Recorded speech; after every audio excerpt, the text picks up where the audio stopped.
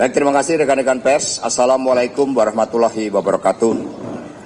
Salam damai sejahtera untuk kita semuanya. Om Swastiastu, Namo Buddhaya, salam kebajikan, Rahayu. Marilah kita bersama-sama memegikan salam nasional kita, salam perjuangan kita, merdeka, merdeka, merdeka. Baik, terima kasih. Pada kesempatan ini, seluruh jajaran Dewan Pimpinan Pusat PDI Perjuangan mengucapkan terima kasih kepada rekan-rekan pers yang telah hadir di kantor DPP PDI Perjuangan ini. Selalu kami mengingatkan bahwa berpolitik itu digerakkan oleh suatu prinsip-prinsip yang fundamental. Berdasarkan ideologi Pancasila, peranatan kehidupan yang baik untuk bangsa dan negara, serta cita-cita proklamasi yang diperjuangkan dengan susah payah oleh para pejuang kemerdekaan bangsa. Nah, karena itulah mencermati pelaksanaan pilkada serentak pada tanggal 27 November kemarin, DPP PDI Perjuangan sangat mengkhawatirkan karena bekerjanya sisi gelap demokrasi, di mana sisi gelap demokrasi ini digerakkan oleh suatu ambisi kekuasaan yang tidak pernah berhenti, yang merupakan perpaduan dari tiga aspek. Pertama adalah ambisi Jokowi sendiri, kemudian yang kedua adalah gerakan Parcok, Partai Coklat, dan yang ketiga PJ Kepala Daerah. Dan ini terjadi kejahatan terhadap demokrasi, terutama di Banten. Kita lihat, ini Pak Baskara nanti akan menyampaikan keterangan bagaimana anomali itu begitu besar. Karena mobilisasi aparatur negara dan juga sumber-sumber daya negara, instrumen negara. Kemudian di Sumatera Utara, nanti Pak Jarod akan memberikan berbagai keterangan tentang apa yang terjadi di Sumatera Utara dengan simbolisasi beras untuk rakyat miskin dengan kode BN, beras nasional, sebagai akronim juga BN dari Bobi Nasution. Kemudian juga di Jawa Tengah, bagaimana pergerakan untuk mencoba menghancurkan kandang banteng, tetapi nanti secara empiris kami bisa buktikan bahwa ketika kandang banteng ini mencoba ditekan, tetapi ternyata justru secara progresif terjadi persemaian kandang-kandang banteng, termasuk di daerah-daerah yang sebelumnya mustahil untuk dimenangkan oleh PDI Perjuangan. Kemudian Jawa Timur dan Sulawesi Utara.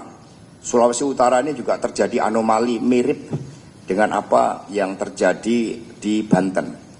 Dan untuk itu nanti terhadap kehadiran Parcok dan PJ Kepala Daerah nanti Pak Deddy Sitorus.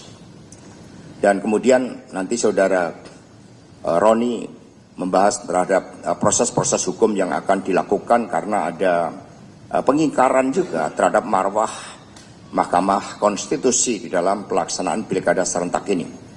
Kemudian Pak Adian Apitupulu yang selama ini keliling ke wilayah-wilayah di seluruh Indonesia juga dapat mengungkapkan terhadap tekanan-tekanan yang diberikan oleh PDI Perjuangan. Tetapi alhamdulillah bahwa di Jawa Tengah meskipun mencoba ditekan, PDI Perjuangan sendirian perolehan suaranya jauh di atas perolehan pemilu legislatif.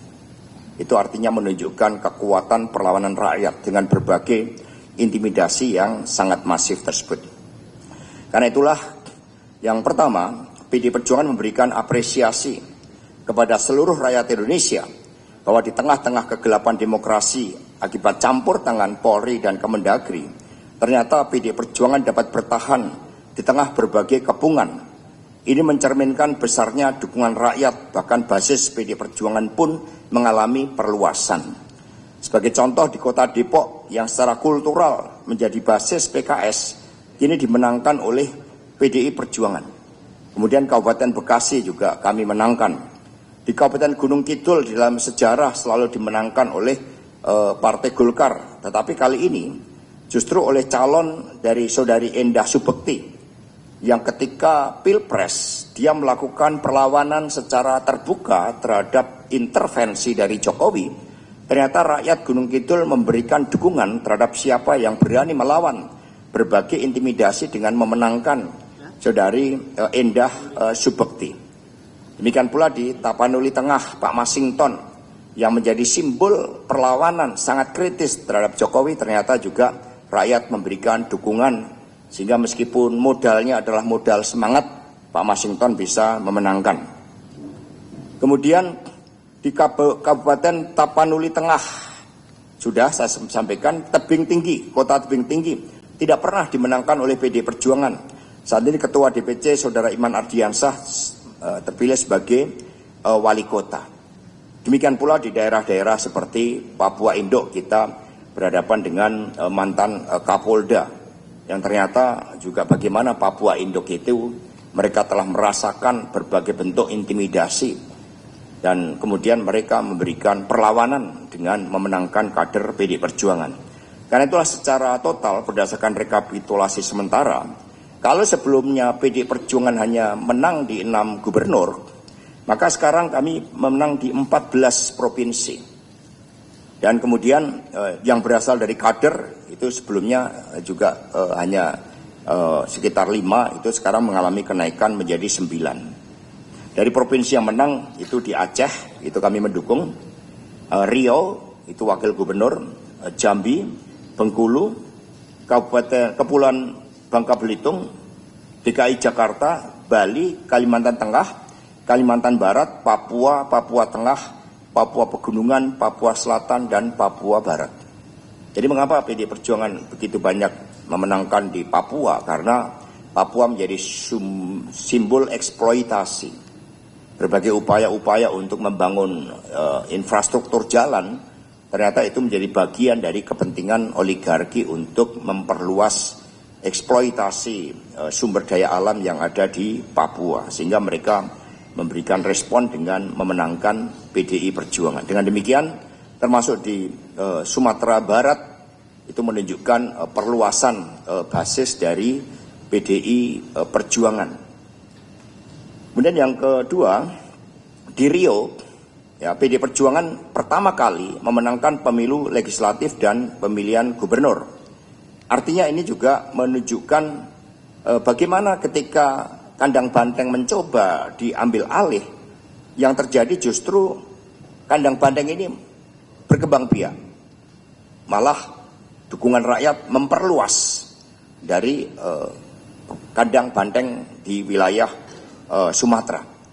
Termasuk apa yang terjadi di Jakarta ini. Tadi Mas Pramono Anung sudah mengumumkan bagaimana berdasarkan perhitungan real count di Jakarta dapat dimenangkan 1 putaran.